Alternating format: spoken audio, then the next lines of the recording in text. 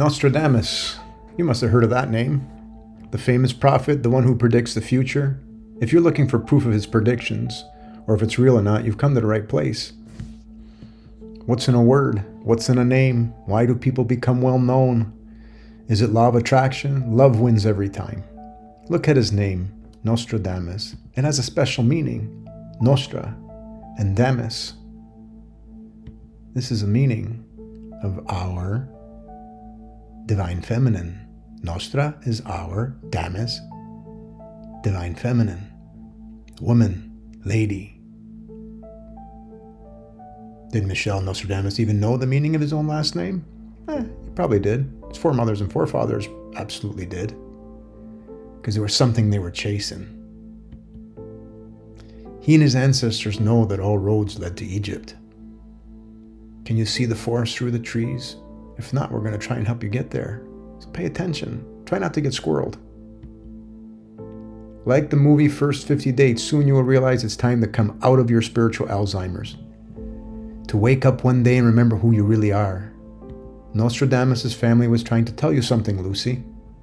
More important than some day-to-day or year-to-year hype, which is sensationalized, profitable history. The Nostradamus family wanted you to realize that everything is influenza, which means influenced from the stars. You wake when you know how beautiful life is, but you have to know how to use your sails. You need to know your metaphysical oars. Fact, Nostradamus was instrumental in proving astrological predictions are 100% possible. But not just him, his whole family, and the ones before him.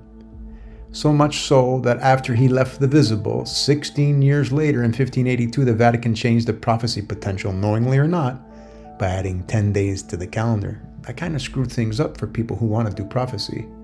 A whole lot more has been done that makes people go, I can't predict. Pay attention. Which notably made future mass prophecy a bit more challenging. Look what he's showing you. Da Vinci's painting. He's showing you to look up to the stars. Prophecy is real. Let's have a look at Michel Nostradamus' father, Jaume de Nostradamus, born in 1423, but he had to leave school due to the bubonic plague of 1463. Pay attention and notice the inset of 558-year intervals. There is a reason and a trend that makes you go, Bubonic plague 1463, before 1465. Corona chakra cleanse that we predicted back in May of 2019 because we're using the correct astrology, right? That you can do prophecy before the 2023. Pay attention. So you can hold that thought and know that you can watch the Holy Grail video for in-depth proof of the 558-year Phoenix cycle. A cycle that cleanses our metaphysical and in essence our physical. But it's all you, it's nobody else. So what drives a man to carry on what his grandfather and father left behind? To be so driven and interested in an astrology and the occult? Well, his son and daughter left the visible during the 1534 plague. And there you go. Another plague. He wants to show everybody that you can predict these. To be in a world where his kids leave before he did, that would certainly drive a man. Let's clarify the word occult before we continue. Without a foundation, we cannot get to the truth. Occult comes from oculare, meaning to cover over, conceal. It's a term used extensively in astrology, that's all it is. Yet it has such a misinterpreted aura around it. The term occult refers to the act of one planet concealing another from view, as depicted prominently on the Egyptian walls. All truth roads lead to Egypt. And remember, as Hakim Abdel-Awyan says, is where foremothers and forefathers leave breadcrumbs. Okay, so many signs are given to us to find our way through prophecy. Many brothers and sisters have tried to show the world. Tammy Malash, coming from a family energy healer, says we have to open up our first eye. We need to teach our children well. How many of you take your kids outside, show them the moon, show them the stars, but let them know that that's how they find their way home, their way om. the way to pure love. We're tethered to pure love. You gotta find your way back.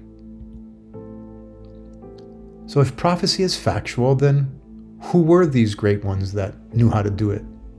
And why did we lose our way? We're going to show you. It's simple. So we will leave you with these facts for you to ponder. Just the facts, man.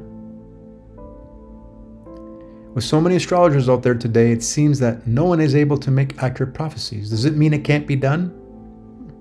Well, thanks to chat.openai.com for this concise message. There are literally hundreds to thousands of possible combinations to try to get your astrology to work. Well, it's common knowledge that people say, well, it's an art. It's not an art, it's physics, it's physicians. They were called physicians for a reason.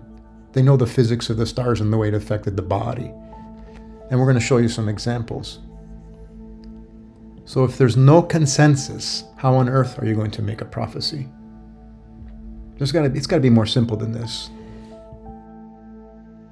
So we just simply lost our way. That's all it is. It's through all the noise, all the materialistic noise. But we're separating the waters now. It's a cycle. We always separate our waters. And it's not me. It's not my ego talking to you.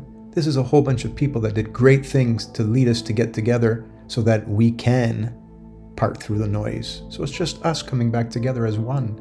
That's part of a phoenix rising, to get together with love and part the seas of noise. So Claudius Ptolemy, the famous astrologer, realized that astrologers were losing this gift.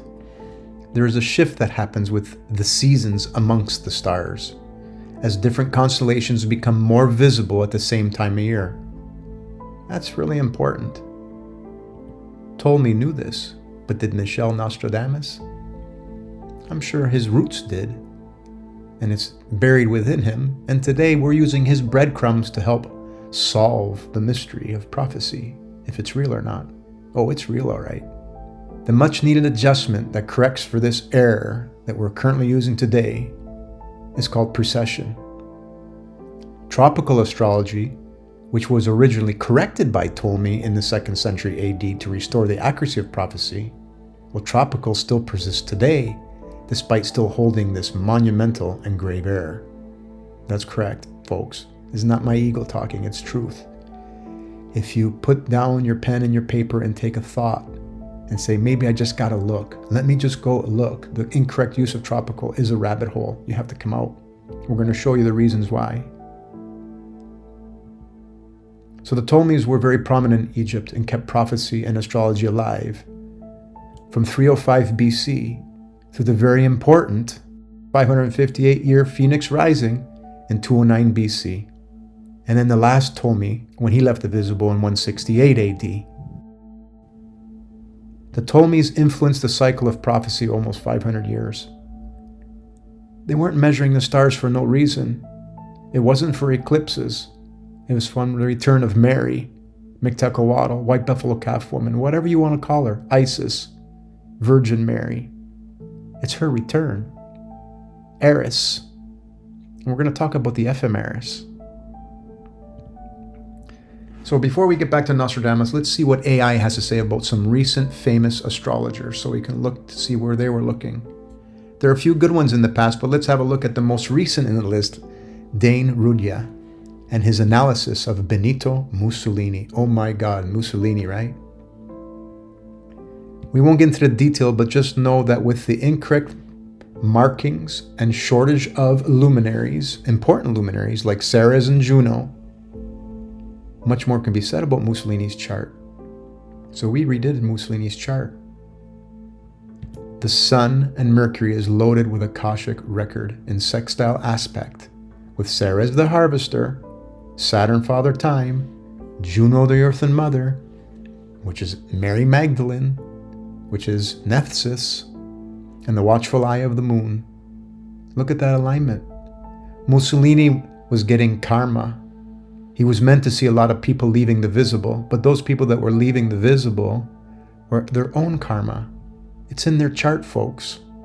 We can prove it to you that everything that happens to you is in your chart. So you cannot see this in Dane Rudya's chart analysis.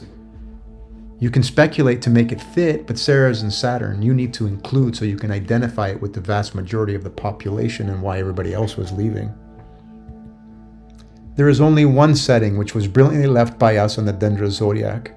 Yes, by us, because we are infinite beings, and we're trying to remind ourselves of these cycles. Right? Lucy, get it?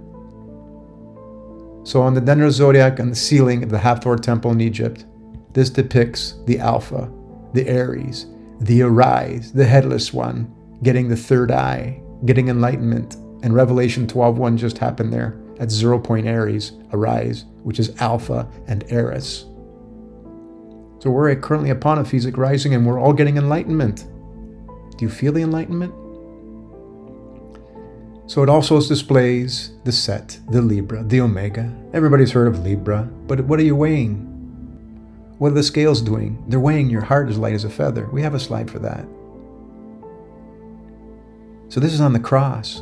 Judgment of every day, every season, every lifetime. You must use what's actually happening in the sky called sidereal. You have to use 12 equal houses and Zodiac as it's displayed in concrete for us to remember. Use the Lahiri Ayanamsha, which places Spica at 0 Libra, your personal judgment day. Tropical is the immovable stationary houses shown by the 4 foundational pillars on the Dendra Zodiac. It doesn't move. Yes, you need both systems, but tropical can't move. You can't just follow the seasons of the sun without the mother meeting you at the stations of the cross. Left for another video, we're going to show you that the mother, Eris, Isis, Madonna, Mictacawatl, Waipalocampalum, Freya, whatever you want to call her, she meets with you on the cross, the 12 stations of the cross. As this is your Libra, Aries, your libraries of your lives. Do you get it? It's all karma. So astrology and religion have always been synonymous, and we are bringing it back together thanks to many greats. Even the Catholic Church is well known for its relationship with astrology. So much that we've forgotten why we built and paid for the largest telescope in the world, which is owned by the Vatican. What do you think they're looking for? Who do you think the Holy Grail is?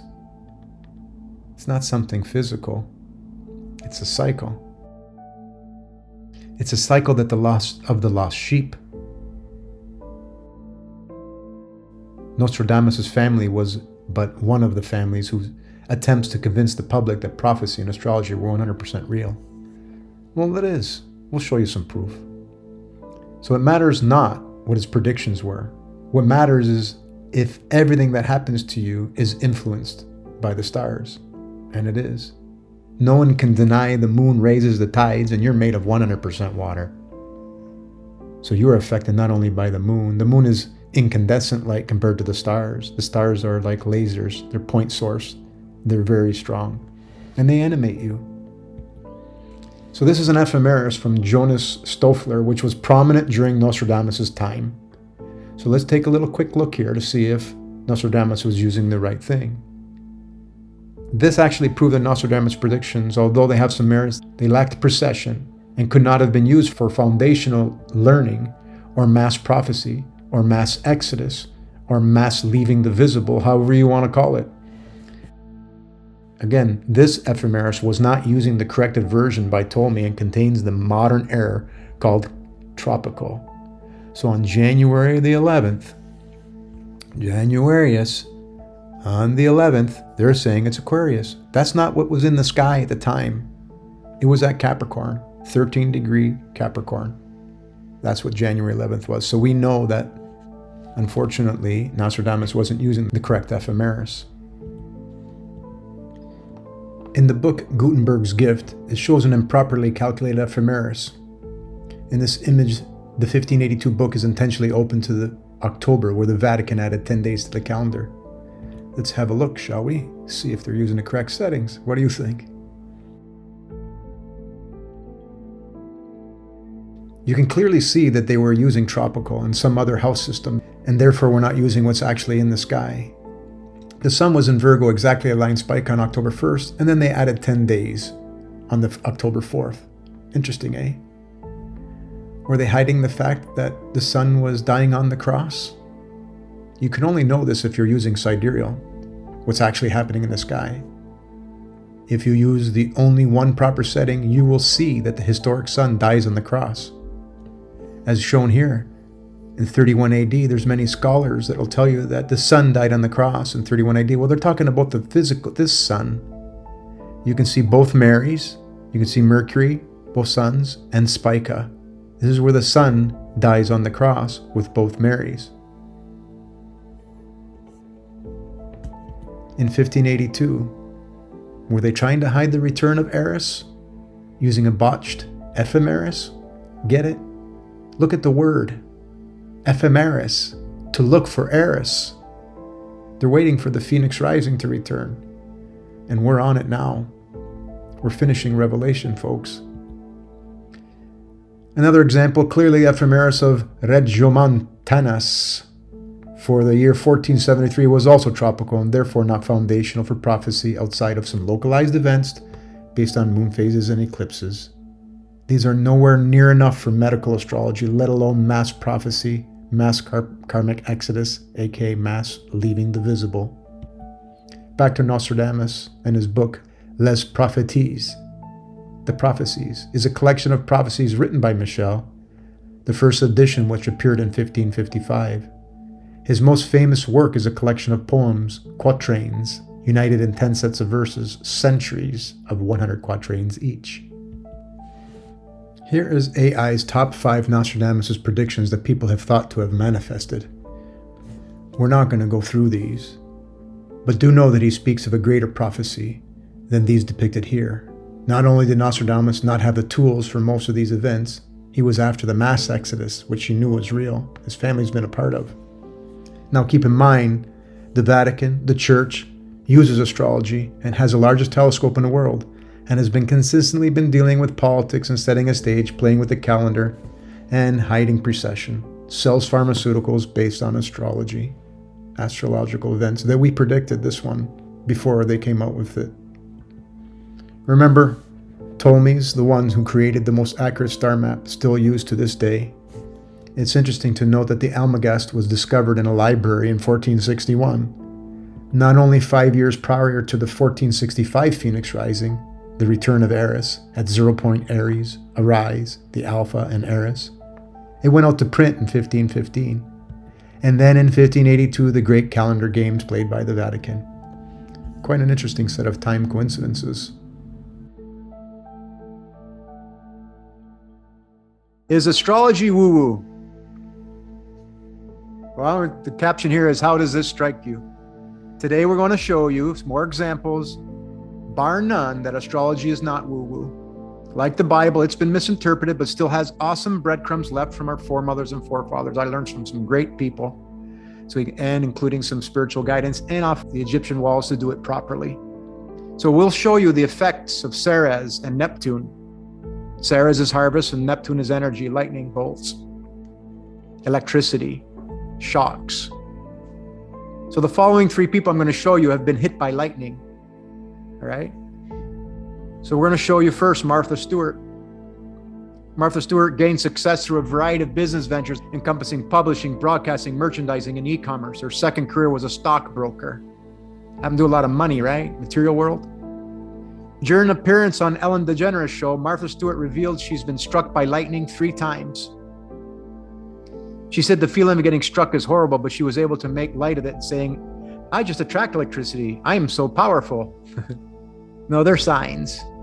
They're signs. They're signs from the past. Those are her vibrations. That's not bad luck. Look what she's got. This is her natal chart. Ceres, the harvester, and Neptune, lightning. Okay, look at her moon is lined exactly with Ceres. So that gives you the more opportunity. And so her energies she's been playing with, which is square Ceres. So what she's doing with her energy is being told, hey, So opposites attract, right? So if you're not good, that cleansing energy will find you. And if it's in her chart or these other people's chart, means they've done things in the past that they needed to be reminded of. It's all good though. That's why we know we get better. Mother Nature is going to always win, because if we lack love, it's going to fix it. So our body goes through these cleansing processes. They're to get rid of those old vibrations. So that's her. We're going to save the middle one for last. This poor young man here, Douglas Allen Miller, a professional American footballer, linebacker in National Football League. Miller played in 23 games for the San Diego Chargers. He died in 1998 after being struck by lightning twice in Colorado. You can see his natal chart. Neptune and Ceres. And then on the day he died, Ceres, when it's that aspect with the moon. Okay? We're infinite. We're infinite. He's not gone. All right? But there's something in his chart that had to change. Whatever it was, him, his parents, his grandparents, a past life, not sure. But he would have had signs. He would have had signs. Mother Nature just doesn't come and go, poof. No, they give you signs. Or his parents got signs, or his grandparents got signs, somebody got signs. Astrology is real. Astrology tells us that we need to pay attention. And the only person that makes these law of attraction energies come towards you for cleanses is you. So the more we love, the more we purify ourselves so that we're not going to get any more cleanses, and then become strengths. Okay, last is not least is Roy the Lightning Man, American park ranger in Shenandoah National Park in Virginia. Between 1942 and 1977, Sullivan was claimed to have been hit by lightning on 7 occasions, surviving all of them. For this reason, he gained the nickname Human Lightning Conductor, Human Lightning Rod. Sullivan is recognized by the Guinness World Book of Records as the person struck by lightning more recorded times than any other human being. And as you can see, he has Ceres and Neptune together, aligned, both of them in retrograde. Means lessons. Also with the moon. I couldn't find the dates Martha Stewart got zapped, but they would be there. The alignments would be there. I did find strike number 4 of Roy's, and look what was alignment on that day for everybody. But he's probably one of the few that got hit, right, in the whole world. So you don't have to worry about getting hit by lightning because it's not in your chart. But look at the moon, Neptune, and Ceres were aligned in the sky, and he got zapped. If he cleansed or whatever that inside of him that needed cleansing, he wouldn't have got zapped. He probably would have got zapped beside him or close to it. Astrology is not woo-woo, folks.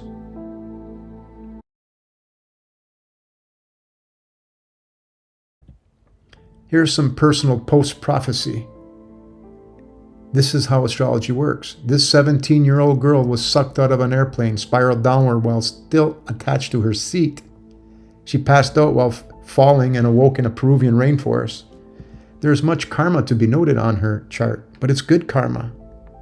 Both Marys were on her rising and falling cross.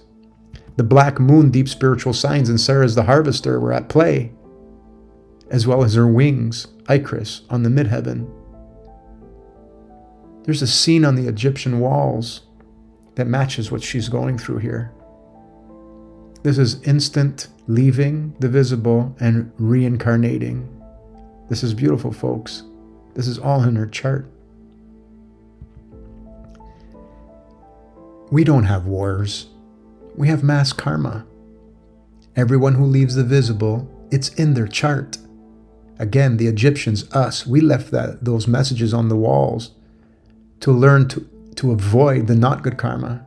We have to start giving out good karma so that we may only receive good karma in our next life. The Egyptians taught transmigration, the art of your next life, because everything you experience is because of you. There are no plagues on the Egyptian walls. The message or teach or preach is that it's your own karma. When you master your heart as light as a feather, because if it's not as light as a feather, the crocodile eats your heart. Then, with your self-harvesting tools, the crook and the flail, aka Urim and Thummim, you sit upon your throne with the 2 Marys, Isis and Nephthys, by your side. That's Virgin Mary and Mary Magdalene. As you now sit on the throne and control your own world. There's no kings or queens. It's you. You have to do this with your own images and with good karma. That's the message we left behind, Lucy.